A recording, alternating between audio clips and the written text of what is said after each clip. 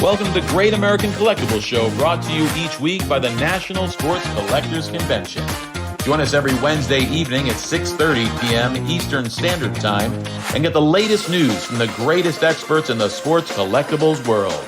You can watch us on the Great American Collectibles Facebook page, as well as YouTube, or you can listen to us on Spotify, Pandora, iHeartRadio, or any of your favorite podcast platforms.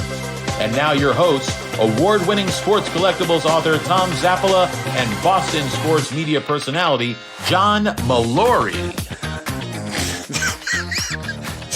JM, what's going on?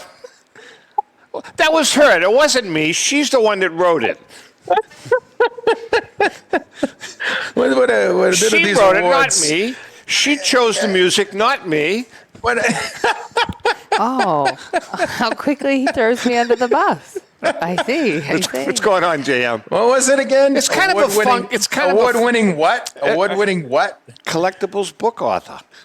Look at award-winning collectibles. Orlando is not even on screen yet, and he's laughing. Let's bring him in. Joe Orlando from award-winning collectibles book. I don't know, something like that. Let's bring him in, Joe. The dreaded ABA, the award-winning. I knew that I was going to get some flack on that, Joe. Go ahead. Listen, get it out of your system, both of you. Go ahead. Talk amongst yourselves. I'm a little bit clamped here. Her eyes on smile and laughter during that whole thing. That's all I could see. Well, you know something. It's always Red Sox Hall of Famer Rico Petrocelli, Boston personality John Mallory, and Tom Zappola. You know, it's like, cut me some slack, baby. Right? Am I right? Love it. What accolades do I get? What are you complaining for? Welcome to the Great American Collectibles Show. I just get blamed for things. Tom Zappola, my co-host, friend, partner, Boston Methuen sports personality. Hey, Methuen. I've been degraded to Methuen now. John Mallory and our good friend. Hey, listen, I've won awards. I'm an award-winning. Absolutely, you are. And wait a second. And our guest host today is award-winning collectibles book author extraordinaire partner Joe Orlando. Hi, Joseph. Right. Extraordinaire. Do we have a bad connection with Joe, or is it him? Do you want the honest answer? Yeah. If you stop talking long enough, you'll hear him. See this? Right? Yeah, we can hear you. You know, Zap, that's no way for an award-winning collectibles book author to act. All right. I think we have to change the opening to the show effective immediately. We have a great show today. Joe's on board for the whole hour. We're going to be all over the place talking. A little later on in the show, we have Scott Russell from the Collector Connection coming on. Jay, you're not going to see our blast from the past. You'll hear it, but you can see it tomorrow night. It's kind of a poignant one, a little one with Rico. But let's get to Joe. Joe, first of all, how are things in beautiful Southern Cal? Yeah, it's a chilly 75 degrees today. I don't know what I'm going to do. I wore my coat, sweater. This morning, tonight we're going to Lucy's soccer game. It's going to be 45. So it's going to be crazy cold. So we're gonna dress appropriately. Joe, let's talk about overall the kind of year you guys have had. Heritage, you guys have had an extraordinary year. Why don't you kind of just give us an overview? Yeah, look, you got to sort of begin with our, the summer platinum sale that we had with the, of course, Alt Shot jersey. That one's going to be hard to top for us, You think? The dollars, but just the excitement. That was a really special sale that I'll remember, for the rest of my career, and I think the team feels the same way. So that was kind of like the pinnacle. But we still have a lot more coming down the pike here. We've got a showcase auction that ends a little bit later this month on the 26th. We've got another big catalog auction that's going to end the first week of December that we're putting together as we speak. So that'll be ramped up over the next few weeks as far as, we load. As collectors know, one of the things that Heritage does is kind of interesting. We load things as we receive them. So people can see, they can look ahead and see the items as we're loading them online to kind of get prepared if they see something that is interesting, to them. So that'll be another big one to kind of close out the premiere, to showcase that. That's right at the end of December. But it's really been a remarkable year, and we can't thank the bidders and the consigners enough for their support. It's been really fantastic. Joe, I want to play off of that. Was a good question by award-winning collectibles book author Tom Zappola to open the show, and I want to play off that because you mentioned the jersey, which everyone was talking about and still are talking about. As someone like yourself who's been in the business so long, I don't think it's a misnomer to say you're a grizzled veteran of the hobby business, right? I mean, does that still get you going? Like, is that something where you're like, man, I thought I'd seen everything, but this is something different? Yeah, no, look, you're right. It's very easy to become sort of desensitized to stuff because you're surrounded by all these museum quality collectibles on a daily basis. So it takes something sometimes really special to capture your attention. But I tell you what, for me personally, I've been such a hardcore lifelong collector that whether it's a $24.12 million shot jersey or it's just something really interesting that I haven't seen in a long time or haven't seen before, I get excited about the stuff. I love finding new things. I like helping consigners. So, great example. Just recently, one of the things that will be appearing, and it's not a $20 million item, but one of the things that I took in recently as a consignment director was a late 1950s Hank Aaron bat that ended up grading a 9.5 out of 10. And you could go back through every auction catalog, not just Heritage, any auction catalog in the business, you will find very few Hank Aaron game used bats from the 1950s. Once you start going back to the early 60s and into the 50s, it becomes extraordinarily rare. So that was in the same collection this entire time and just came to market. It's brand new to the hobby. It's fresh. I mean, that's around $100,000 item, but that's exciting to me. It's something new. It's something that's been buried for a long time. It's a fantastic bat. It dates to right around in 57, 58. That's when the Yankees were battling Milwaukee. And they won the first time, and then the Yankees got him back, I think, the second time. It's a great period for Aaron. So I get to see such great items all the time. So to answer your question, John, it's a long way of answering. I still get very, very excited about really cool items, no matter what the value is. Hey, Joe, what percentage of your buying customers represent that $150,000 item and up? Now, because you guys have always, you always have high-end items like beyond, comprehension sometimes, but you also have a lot of items that are very affordable.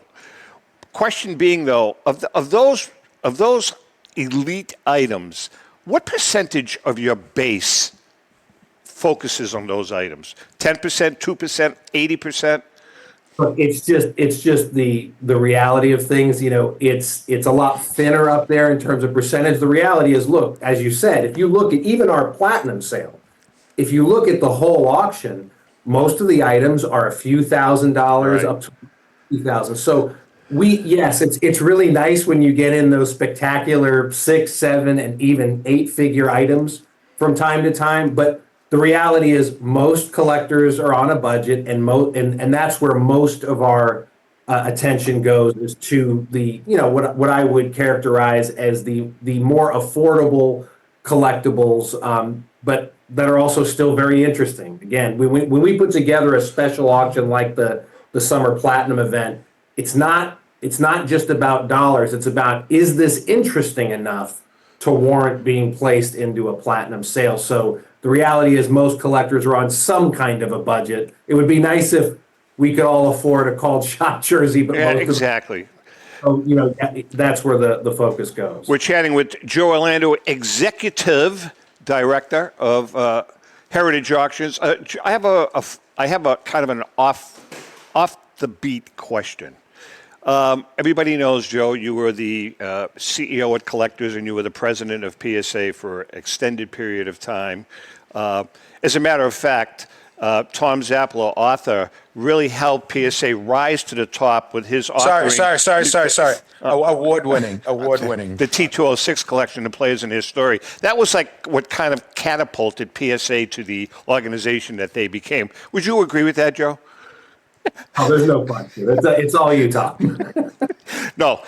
Can you take us... Zap, wait. Are you feeling, is something going on? No, I need to talk to Ellen. Are you feeling unloved this week? Because, we can pour it on more if you want. No, that's okay. I wanted to ask Joe. Joe, can you take us behind the scenes? And I know that you've been out of the picture, out of the loop there for quite a while. But when you were there, can you take us behind the scenes on the steps of grading a card? Because, a lot of people have misconceptions that it goes to one guy grades it, and it is what it is. Can you kind of take us through the grading process for when you were there of a particular card or piece of memorabilia? Like you don't have to, not into receiving, but once it got into the system, take us through the hands that it went through.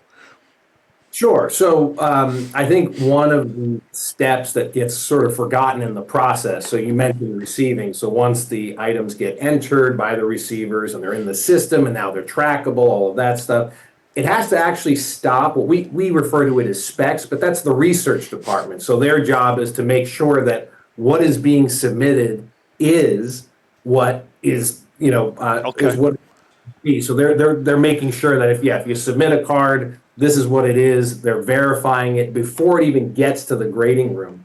But once it gets to the grading room, it goes to what we used to call bases. So depending on the type of card, the value of the card, and again, they have different rules there. And I'm sure, again, I haven't been there now. I can't believe it's been 3 years. Yeah. 3 years since I've been there. So I don't know what the current rules are today, but there are bases. So it would go to a grader. We call it like first base. They would render their grade, and then it may go to another grader. If they are not on the same page, it might go to a third base, and then it goes to a grading verifier. If it's a lower value card, something like that, it may go to 2 graders instead of 3 or 4. It just depends on the type of item and the value and so forth. So really the first step in the grading process is authenticity, because if it's not authentic, then there's no reason to go to the next step. So is it authentic? And then now that you've determined it's authentic, is it authentic and is it gradable? Has there been something done to the card that is that you can discern? So go ahead. No, go ahead. No, finish. I'm sorry, I thought you were with. So authenticity first, then is the card gradable? Has there been something done to it? Has it been doctored? Has it been recolored? Has it been trimmed? That sort of thing. Then you get to the third part, which is rendering a grade on a scale of 1 to 10 on the field. All right, so it seems as though the person that has to authenticate, that is the most important job there. So when it comes to like photo matching, they're the ones that handle all of that. If they have to photo match something to say that it's authentic, the person that authenticates the item, the research must be unbelievable as to how he does it and what he has to do. Well, are you now talking about game worn, or are you talking about cards? No, I'm talking about a card. I'm talking about a card. Right. Well, they're not going to. So photo matching. By the way, excuse me. And by the way, for a piece of memorabilia, also, you have someone that has to authenticate that too, correct? Well, yeah. So they have different. So again, there's so many different service lines in PSA. And by the way, you mentioned photo matching. So several months ago, they just launched their new photo matching service. So that's for things like bats, jerseys. Okay. Sort of thing, and that's brand new to PSA. That just launched this spring, and so there's a tremendous amount. If we're talking about that in particular, there's a lot of time and effort that goes into that because they have to review numerous images and they have to review all of the key markings on the item to see if those match. And again, there's no such thing as really an in between on photo matching. It either is or it isn't. So they have to come to a conclusion. Is this a definitive match? And then move on. Now, as a matter of fact, we talked about the called shot jersey earlier. They were one of the companies that actually certified the photo match, was PSA. So that was one of the first things that they were able to do when they launched the new service. So there's so much. I mean, you've had John Talby on the show before. There's so much, and he does game use bats and gloves. There's so much research and effort, in all of these different service lines. They have Type 1 photos, they have unopened packs. So the one thing that I would say, you mentioned earlier, there may be a misperception sort of out there about different things. Each expert is focused on what they know. So it's not like a card that goes into the card grading room. You're not going to give a modern Pokemon card grader a vintage T206. Gotcha. Right. Everyone, everything is specialized. All the experts handle what they know, and it's up to the person distributing the submissions to know, okay, that's where this person's strengths are. That's where this other expert's strengths are. And look, they've grown so much in the last few years. I mean, now I think they're well over 2,500 employees there. It's a big operation. Wow. They're doing a great job. They're being innovative. They're doing some wonderful things. You saw what their booth looked like at the National. Just fantastic. So it's neat to see what's happening there at PSA. Jam? I haven't asked you this question, Joe, the numerous times you've been on the show and even in our personal conversations, but, and we'll put aside the incredible items like the jersey or the mantle card from last year, let's say. Are there a lot of, when people are on your auctions, whether, whatever it is, the many that you have throughout the year, does it come down a lot to these like crazy bidding wars? And are you guys, maybe not you personally, but are you guys monitoring that? I mean, I imagine it has to be kind of exciting, both for the bidders and on your end as well. Oh yeah, I'll start with the latter and then go back to the former. So Sure. yeah, of course, every major auction, we're always monitoring, we're watching what's happening. Plus, even though we're in a digital world and most of the activity takes place online, we're still fielding phone calls. We have a great expert staff. Oh, really? Okay. So people are calling in. Look, you're bidding, right? And you're getting into that competitive environment on that last night of extended bid. You might want that, to make that call to get the, another description to kind of be, I can see that. Yeah. Yeah. You want more of an in-depth sort of reflection of what the item is. And so we're there to answer those questions. So that sometimes can happen in the wee hours in some of these highly competitive auctions. So that's one of the things that, Heritage, I think, does wonderfully. And one of the reasons I was attracted to, coming on board. There's such a depth of expertise at Heritage, so we have someone on staff that can answer those questions, especially when the bidding gets pretty intense. So yeah, it can get pretty intense. To go back to the earlier part of your question, it's interesting. The market for cards has become, and we've talked about this on the show before, they've become commodity-like in a lot of cases, not in all. Yeah.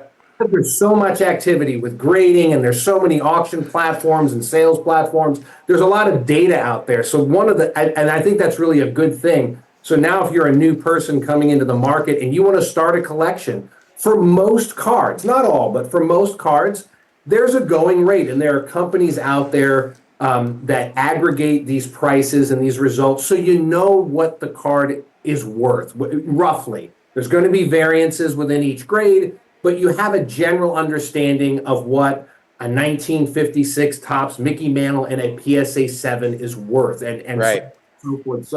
So sometimes when you're going into an auction, John, the expectations, like you sort of know where certain things are going to land, because they're more commoditized. In other cases, you just don't know because it's fresh to the market. I mentioned earlier that late 1950s Hank Aaron bat.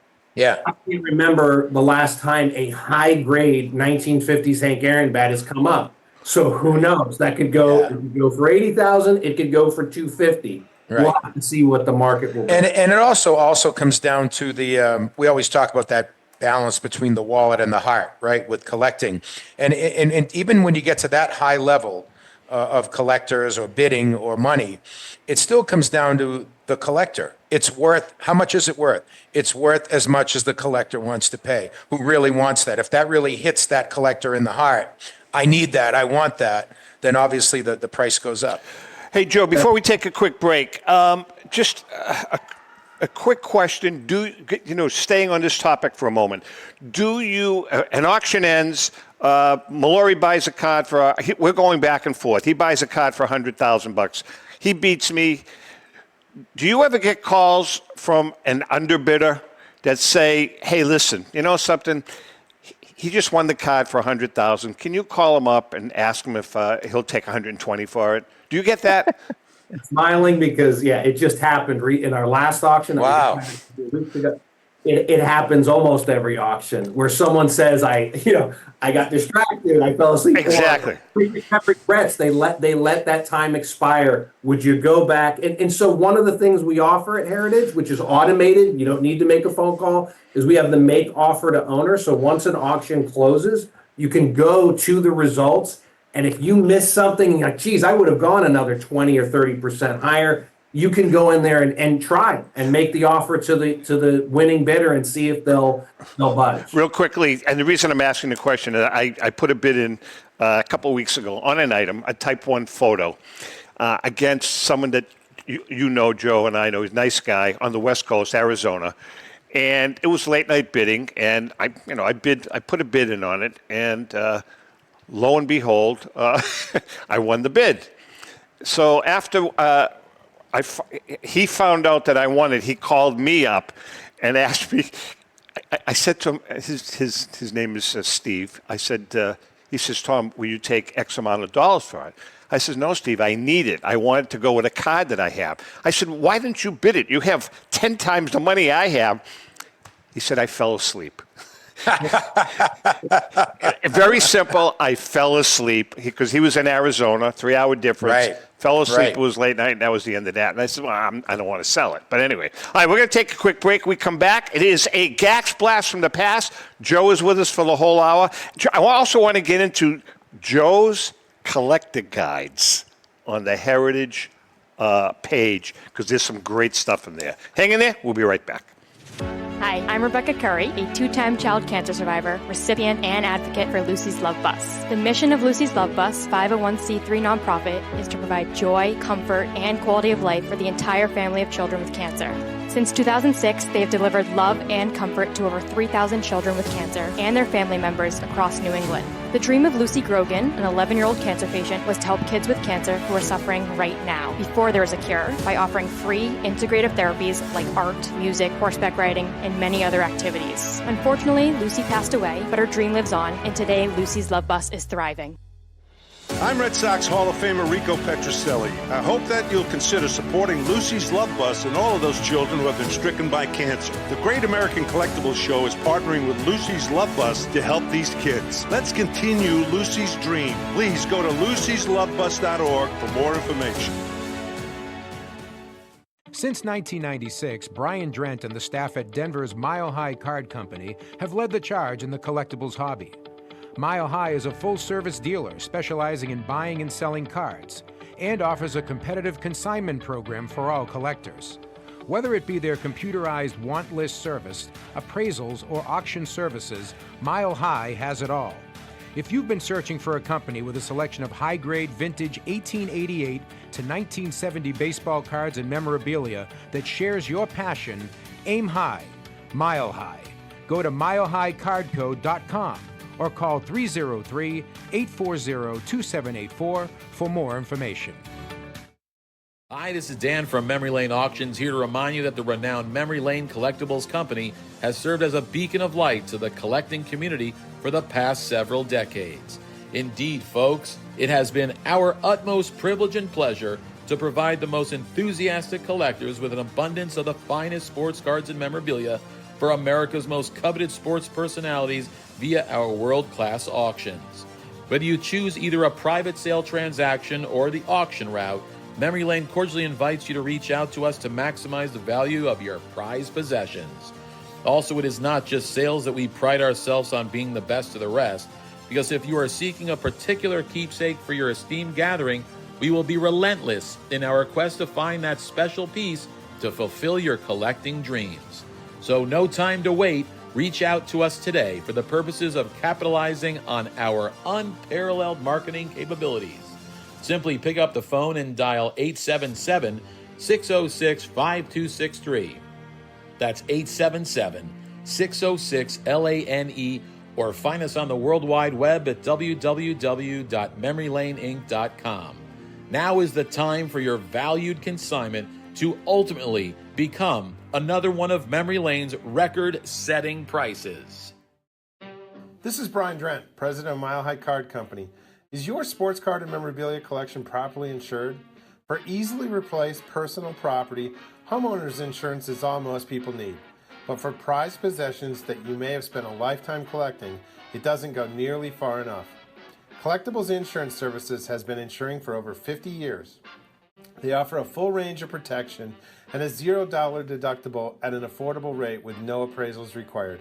I know because they insure my collection.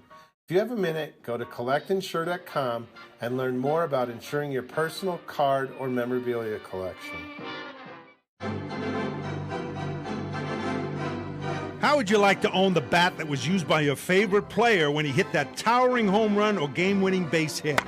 Now look no further than JT Sports, specializing in the sale and authentication of professional game-used bats. As the official authenticators of professional model game-used bats for PSA DNA, JT Sports will guarantee the authenticity of any bat purchased from them. JT Sports also buys and sells game-worn uniforms, gloves, and baseball equipment. The unique quality of the collectible is what JT Sports is all about. Give them a call at 609-487-8003 or check them out at GameUseBats.com. Okay, we are back. Before we get to our Gax Blast from the past, we've mentioned on several occasions that we are partnering with Lucy's Love Bus. Lucy's is a nonprofit organization that focuses on providing fun and entertainment for children with cancer. And we're Rico is the official spokesman now for Lucy's Love Bus. You can go to lucyslovebus.org to make a donation, $1, $5, $10, whatever. We are going to be, in May, when we get back from Florida, we're going to be hosting a major auction up here for them. Of course, I will be putting the arm on Mr. Joe Orlando and his crew, as well as some of our sponsors for maybe a piece of memorabilia. You're doing that on the show, Zap? No, actually we're not. We're doing it at a function facility up in Newburyport, Mass. Joe, you're familiar with Newburyport. Count me in to help if you need it, Absolutely. Well, we had figured that, John. You're not going to get paid to do nothing, Anyway, you know what? It is time for... I was about to say I'll forfeit my pay, but I'm going to wait on that. All right, it's time for our Gax Blast from the past, brought to you each week by our good friend Paul Borges and PB Collectables, your neighborhood card shop. Go to pbcollectables.com to find that special card or a piece of memorabilia. As we all know, we lost a Boston icon in the last week, Louis Tiant. Louis wasn't just a great ball player, but he was just really loved in the city of Boston, in the Commonwealth. Always easy to chat with, affable, did a lot for charities, and he's going to be sorely missed. So this is just Rico and Louis were very, very close friends, as many of you know. And this is just a little snippet that we picked up. It's an interview with Rico and Louis. It's about a minute long. I don't even think Rico says anything, but he just stands there and laughs. Let's run it. I asked Louis today who he struggled with, because in the big leagues he might have got out the best hitters every week. But I said there's probably somebody who maybe wasn't as well known who just wore him out. And what was your answer? Tell me the story. I said it was Mickey River. Was the guy that really gave me a tough time to get him out, and like I said to you today, I have him in two strikes in New York when I was playing for Boston, and he fouling about 17 pitches after that, and he really get me tired and upset. And then I go and try to make a mistake. He hit me in the bleach. And when he run the base, he coming around third base to go to home plate. I go right to the line, and I told him, next time I'm gonna hit you right in your neck. And then what did he say to you? And then he said, "Oh, we brothers." I said, "I don't have no brother. I don't have no sister. I'm gonna hit you right in your neck." Thank you so much. great. Awesome, man. That was so funny, man. You guys did good, man. That was good. Now that's JM. I know you can't see it. You'll see it when it airs. But Rico and Louis were playing golf together, and that was on the golf course being interviewed. He is going to be sorely missed. He really is. Zap, you saw all the sort of the outpouring, and usually guys around that long. Louis was never shy about the camera either. And you'll hear someone, especially you and I, we know some people in the business, never heard a bad word about Tiant. And he was always there. It's a funny story. The only ball I ever got at a Red Sox game, it's funny you remember these things as a fan. You guys can relate. August 28th, 1982. I'm 16 years old. I've been going to Red Sox games with my dad, 8, 9 years. Never got a ball. Louis playing for the Angels. It's his last year. He's out in left field playing catch. So fans are lined up along the wall, the side wall, out in left at Fenway. And he throws a ball up. I had to elbow a little 7-year-old. Sorry. But, took him out. And took him out. I snagged the ball because 7-year-old's just starting his career. I've been going to games for 10 years, for God's sake. And the funny thing is I met Tiant at an event years late. I'm talking probably like 10 years ago now. And I sat at the same table with him, told him the story, and we had a great conversation about it. Everybody loved him. He'll be remembered forever. Yeah, he was a great guy. Ellen and I bumped into him a couple of times. I met him obviously through Rico years ago. But, we got together quite a bit. And he used to hang out at the Maine. He was from Maine, lived in Maine. And Ellen and I were in there having lunch one day. He walked in with his wife at the Maine Diner, right on Route 1 in Gunkwit or wherever the hell it is. And we had a fun time. He held court. He was a regular there, having his clam chowder and something else. But anyways, great guy, going to be sorely missed, really is. Zap, not because he's passed now, but where were you on the Hall of Fame thing for him? And not just because he was a Red Sox. I feel strongly about it. I want Joe's take on this too. And me too. I was going to ask I'll tell you why. I tell you why I think he belongs.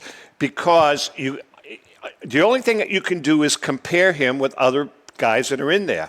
And there's a couple you can compare him to. The one that really sticks out, though, is Ted Lyons. If you look at Ted Lyons' stats and Louis Tiant's stats, there's no comparison. So, yeah, I do think Louis belongs in the Hall of Fame. That's just my opinion. Joe, what do you think? I know he's on the fence. He's on the fence statistically, yeah.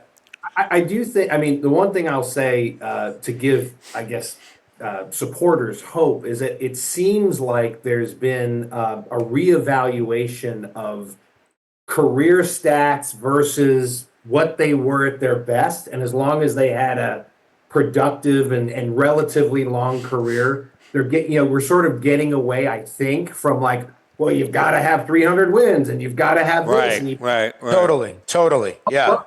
What was Louis Tiant in his prime? What was he at his best? And did he have a long enough prime? You start to see that with some of the guys who have gotten in, especially in the last 5 to 10 years. There have been examples of that. So I think that there's hope because the way I think people are viewing statistics, period, has changed so much. So, and Joe, if I can jump on that, I just pulled up his numbers. Look, and I know the game was different, in the late 60s and early 70s, but this is about a 10-year period, 64 to 74.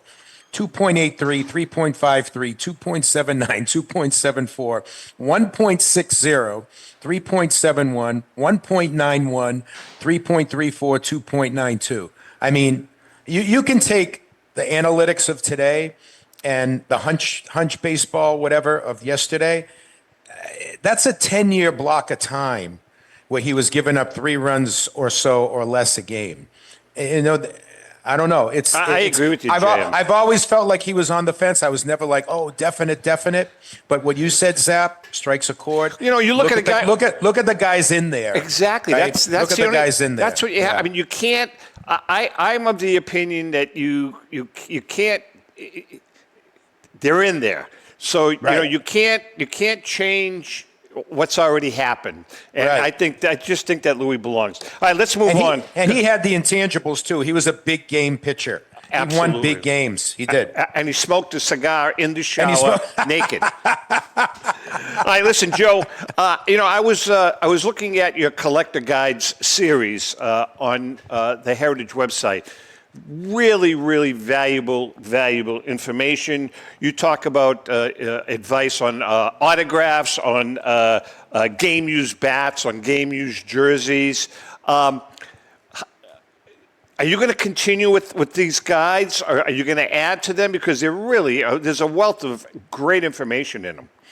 Well, thanks. No, I appreciate that. I mean, yeah, we decided, I guess that was probably my first year year and a half at Heritage to kind of build this sort of evergreen section of the site where people could go and learn something. Look, I don't want to be a broken record here because I know I've said it so many times before, but I really do believe in content and the power of it. And, because there's always a new guy, there's always someone who's thinking about participating. And if you just give them something to go by to kind of get them started, I think it's helpful because a confident collector is a confident buyer. They're a confident participant. So, I really enjoyed doing those things. And so we did several different guides to kind of start. We still produce content in a variety of other ways, like in newsletters, videos, social media, that sort of thing. But that guide is, that section of guides, I should say, is something that I think we'll just gradually build over time because, the approach there was I wanted those guides to be evergreen. So they're not dated. They're not, it's something that you could look at 10 years from now or 20 will still have some value to the reader. So that was kind of the idea behind it. Jane? Joe, obviously we had the National during the summer, and now you get kind of like that post-National. I'm sure you guys do some analysis of what happened there, start planning for the fall, the holiday season. At what point during the year, and are you in the middle of it now, kind of looking at 2025 and saying, okay, this is what we want to accomplish in 2025. This is what went right. This is what went wrong in 2024. What's your planning like for next year now? Yeah, no, it's funny you say that. So in September, we were already starting to have meetings about what next summer's show was going to look in terms of the booth. And there's a lot of planning that goes into that. I know, Tom had stopped by the booth. I mean, and I'll ask you, Tom, what you thought of it. But it was a new design for us. We put in a lot of effort. And we're going to try to recreate it to a degree in Chicago because we're going to be in Chicago for the next 3 years. Joe, it was like walking into a museum.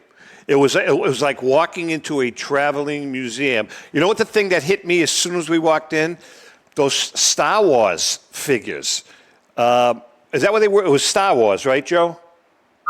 So the entertainment group is now sort of partnering with us to make the booth even bigger. But that's huge. That is huge. Section of we had Dorothy's slippers from The Wizard of Oz, and we're taking pictures with it. And I think those were actually, I think it was Power Rangers, if I recall correctly. Yeah, whatever. But it was just that whole, the fact that you had so many different things in there, that attracted, I think, more people into the exhibit, into the booth. It was just great. Plus you had the way you schemed it out with couches where people could sit for as long as they want, shoot the breeze, look at the memorabilia, and just great. You guys did a great job. I mean, yeah, the thing about the combination of the pop culture stuff and sports is that, look, nostalgia is nostalgia. I mean, we have, our favorite shows growing up and our favorite movies and our favorite music. Absolutely. All, we sort of bringing it all together. But I tell you what, you've talked to Mike Provenzale many, many times. I mean, those guys, the guys that put together that, and they're largely behind the curtain. The public doesn't really know their names, the effort that they put into that each year. And guys, there's a lot of crossover too. Like I know, like Zap, you're a music buff, you're a history buff, in addition to being a sports guy. Joe, I know you have an interest in stuff. I same thing. I'm a music guy. I love history, political history and things like that. So it brings people in. Absolutely. Doesn't matter whether it's a Star Wars figure or a Babe Ruth card or something like that. I'll tell you what. When I go into a heritage site or to a Leland's, Leland's also. I always look at the historic, and you know who does it too a lot? Clean Sweep, Steve Verkman. Yeah. There's a lot of I always go into the historical stuff signed by John Adams or whatever, just cool stuff. Joe, I do have a question. Speaking of history, this is like kind of an off-the-wall question, but are Fidel Castro signed cards valuable? You know what? The weather here is beautiful. Well, think about it. You're asking the wrong guy. I think you guys are offering one. You're offering one, by the way.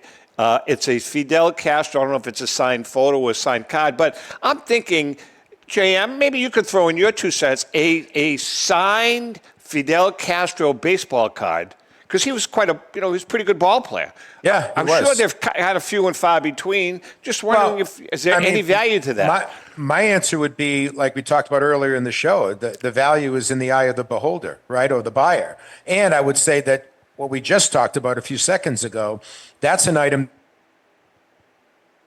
Oh, did we lose him?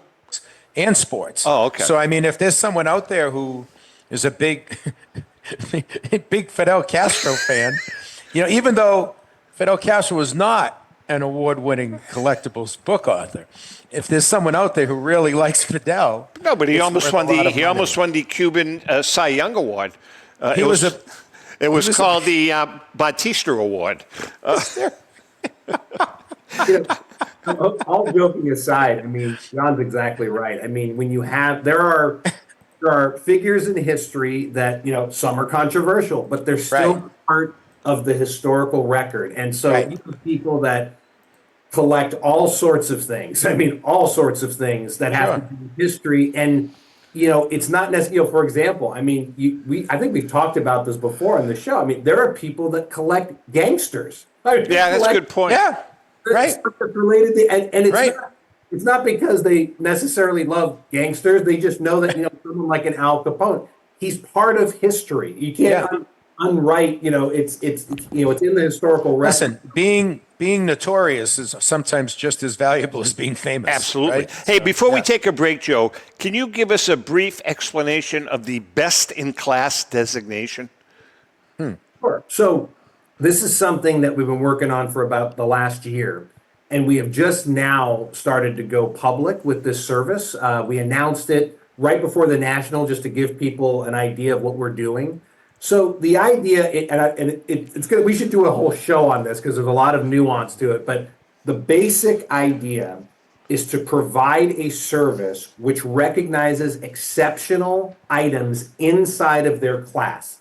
Now, every category has its own set of rules, so to speak. So with cards, for example, we're looking, the class that we're talking about is that card within a specific grade. So for example, you could have, I know, Tom, one of your favorites, T206, you could have a Ty Cobb red portrait in a 2 that could receive best in class, or an 8, for example.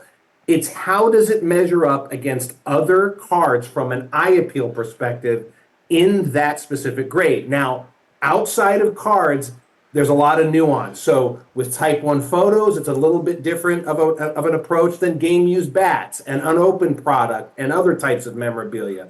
But the idea at its core, I'm sort of simplifying it, is this item exceptional? Is it elite inside of whatever class we're talking about? Because now that the hobby is, it's been around for a long time, grading services have been around for a long time, there is a difference. I mean, we could spend the whole show talking about just on cards, for example. Eye appeal on cards. You could have a 2 that on its face looks like a 6, but it's got paper loss on the back or some sort of technical defect. but the eye appeal is far superior to the grade. That's the idea here. Collectors are already paying a premium for cards like that, for example, but we want to provide a service, a brand that can cover everything, not just cards, not just bats, not just autographs, not just photos, to be a universal brand that can document these things.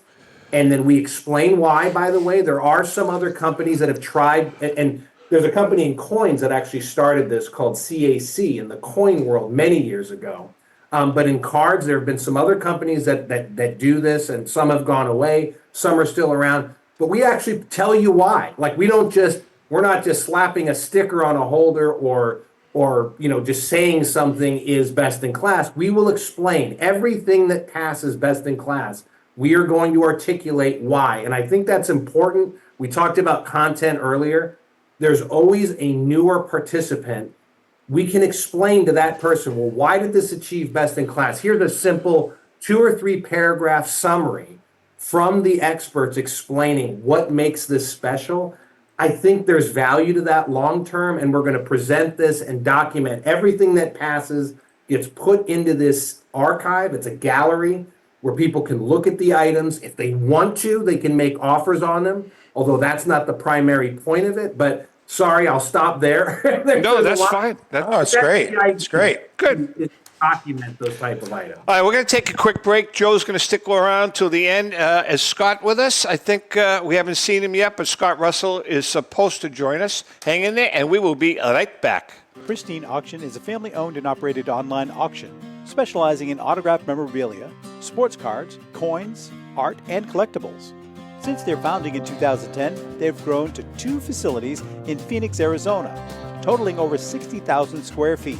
Jared Cavalier and an incredible staff of over 150 team members serve a very large customer base and enjoy every minute of it. By working with leading authentication companies, Pristine ensures all items are 100% authentic. In addition, third-party authenticators regularly travel to Pristine Auction to provide authentication services on site. Pristine Auction strives to operate its business in a way that's honoring to God, their families, and their customers. With a strong focus on speed, quality, and premier customer service, their mission is to be the leading online auction for every level of collector and fan. Pristine also works for Hope Sports and Identity Hoops International, traveling to Mexico to build houses for the less fortunate. Pristine Auction offers several online auction formats with thousands of auctions ending each day. For more information, go to pristineauction.com. That's Pristine Auction, the best in the business. If you're a discerning collector interested in owning the most important pieces in the hobby, look no further than Leland's Auctions. The original sports auction and appraisal house, Leland's was established in 1985 by legendary Pioneer founder Joshua Leland Evans. And today, President Mike Hefner carries on the tradition. From the Tom Brady card and memorabilia collection to the famed Boston Garden auction to high-end card auctions from every major sport, Leland's has always maintained the highest standards. Go to Lelands.com and get your bid in. That's Leland's, the hobby's leading sports auction house for 4 decades.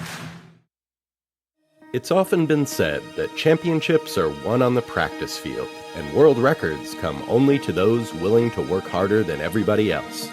Heritage Auctions is the world's largest collectibles auctioneer because we believe that becoming the best is only an invitation to the challenge of remaining the best. This requires the skills of the hobby's top experts, capable of identifying and maximizing value for our consigners. It requires the most visited website in the industry, courting a global audience of collectors over 1.5 million strong. It requires a dedicated press department that expands our global reach far beyond the entrenched hobby marketplace. It's hard work, but a simple premise. Present the finest collectibles to the largest population of potential buyers, and world records will come. We invite all listeners to put the unmatched power of Heritage Auctions to work for you. Auction evaluations are always free, and our commission-based fee structure ensures that our interests are always aligned. The highest possible price for your collectibles. There will always be new world records to chase, so let's chase them together. Visit our website at ha.com and request your no-obligation review today. Hi, this is Dan from Memory Lane Auctions, here to remind you that the renowned Memory Lane Collectibles Company has served as a beacon of light to the collecting community for the past several decades. Indeed, folks, it has been our utmost privilege and pleasure to provide the most enthusiastic collectors with an abundance of the finest sports cards and memorabilia for America's most coveted sports personalities via our world-class auctions. Whether you choose either a private sale transaction or the auction route, Memory Lane cordially invites you to reach out to us to maximize the value of your prized possessions. Also, it is not just sales that we pride ourselves on being the best of the rest, because if you are seeking a particular keepsake for your esteemed gathering, we will be relentless in our quest to find that special piece to fulfill your collecting dreams. So no time to wait. Reach out to us today for the purposes of capitalizing on our unparalleled marketing capabilities. Simply pick up the phone and dial 877-606-5263. That's 877-606-LANE, or find us on the World Wide Web at www.memorylaneinc.com. Now is the time for your valued consignment to ultimately become another one of Memory Lane's record-setting prices. Hey, I'm Mike Petroselli. If your company is looking for the best in marketing and promotional items, you'll hit a home run with Petroselli Marketing. With over 8,000 suppliers and 650,000 imprint-ready items, we can get your company the visibility it needs to get your maximum exposure. Whether it be office promotions, wearables, automotive, sports items, and everything in between, Petroselli Marketing can do it all. Our design staff will even work with you from concept to delivery and customize your products. At Petroselli Marketing Group, we will get your brand in front of your audience. Contact us at info@petrosellimkt.com or call us at 603-880-3202. That's Petroselli Marketing, where no dream is impossible. So how does your company or organization do promotions? Imprinted products keeps your brand in front of your customers more than any other form of advertising. For the best on-time service and new ideas for your next project, give Petroselli Marketing Group a call at 603-880-3202 or email info@petrosellimkt.com. Okay, Scott Russell is not going to be with us today. He'll be joining us next week. He ran into a little issue. So Scott will be joining us next week. Before we talk about the Long Island National, a shout out to a good friend of ours, old friend of ours, good friend of the show, Ryan Johnson. Congratulations, Ryan. Ryan just got a great new gig, and he is now the play-by-play announcer for the Boston Bruins. Yeah, that's right. Yeah, and Ryan's a great kid. We go way back with Ryan to the radio days, and we have. Ryan was at CAP, right? He was at CAP. Yeah, right. He was our producer there. Did a great job. We had a lot of fun with Ryan. So, Ryan, we wish you the best. It's a great gig, well deserved, by the way. He's a wealth of knowledge when it comes to apt to hockey. All right, JM, what about our friends at the Long Island National? Well, Zap, celebrating the 20-year anniversary of the Long Island National, October 2004 to October of this year, JP Sports and Rock Solid Promotions is pleased to present the Fall Classic Hofstra Sports Card Show, the Long Island National, Saturday, October 26th and Sunday, October 27th. Held at Hofstra University, David S. Mack Sports Complex, 245 Hofstra Northern Boulevard in Hempstead, New York. Shop over 400 of your favorite hobby dealer tables on over 40,000 square feet of this sports collectibles paradise of vintage and modern-day sports cards and memorabilia. Major auction houses and third-party grading companies will be on site to assist you with your collecting and authentication needs. The Fall Classic is family-friendly, and all kids 12 and under get in for free. You must be accompanied by parent or guardian, however. Autographed guests to include Joe Klecko, Tony Armas, Tony Perez, Andrew Jones, George Foster, Pierre Turgeon, Omar Vizquel, Devon White, Otis Nixon, and many more. Go to nyshows.org. That's nyshows.org for tickets and more information about the Fall Classic at the Hofstra Mack Center on Long Island, New York. Again, that's nyshows.org. collectableshow.org. They do a nice job. Next week, as a matter of fact, Brian Coppola and Jimmy Ryan will be joining us. Joe, you know both of those gentlemen. Good guys, good guys. They do a nice job with all of their different shows that they put on, and obviously they're now partners with Joe Drellick with the National. Right. Joe, can you tell? I mean, we've been, especially now with all of the problems that we're having at different shows with theft and all of that. How important is it to have insurance for your collection? Yeah, I mean, both personally and professionally, right? Because, at the shows, we're talking about, mostly dealers and auction houses that are setting up. And then there's also, insurance from a collector perspective at home. So, look, I mean, again, we've talked about it before. Anywhere there's money, it's going to attract, potential crime. And, our industry has exploded the last 3 or 4 years. And so it's getting more attention. And things are happening. I mean, you've covered on your show before, what happened in Dallas at that show. Yep. And other things that have popped up here and there. I mean, I just think, sometimes we forget because we're in this, it's just this incredibly fun hobby. And sometimes we forget that we're dealing with really valuable things. It's so important that people understand that, because, you handle a card like, John and I at the National, Derek we're holding the Mickey Mantle card, $12.9 million card. And we're just, you know what I mean? It's like you have to be able to comprehend what the item is, and that's part of the problem. We only have about 3 minutes left, Joe, but I got to ask you this question that has been searing in my mind. Are you any relation to Joe Orlando, the artist? That would be a no. I'm also not related to Joe Orlando or Orlando Bloom. I'm just wondering. Well, so and I guess just taking it one step further, I was under the impression that the city of Orlando, Florida, was named after your family, but that's not the case. I would probably if they named a city after me, but that is not. All right, listen. We are hopefully going to see you sometime this winter. Hopefully, maybe in Florida, in southern Florida, if we can talk some of your people into getting you over there, because we are going to be actually we're going to be broadcasting at some point in time. Rico and I are going to be broadcasting from the Heritage Auction Facility in Palm Beach. So we're going to have some fun there. And hopefully, Joe, you'll be there to join us. We have to twist some arms. Maybe we'll do that, right? Looking forward to it. All right, make sure you say hi to everyone. As always, Joe, you mean a lot to us, and you bring such a wealth of knowledge to the hobby.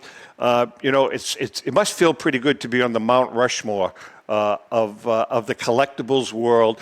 We had the votes. You're up there with 3 other people. You're up there. One of the 3 is kind of infamous, but he's still up there. Yes, I'm next to Fidel. There you go. With that being said, JM, have a great week. All right, guys. Joe, have a great week. To our viewers and listeners, thanks so much. Next week, we have a good show with Brian Coppola, Jimmy Ryan. Scott will be joining us. So with that being said, happy collecting.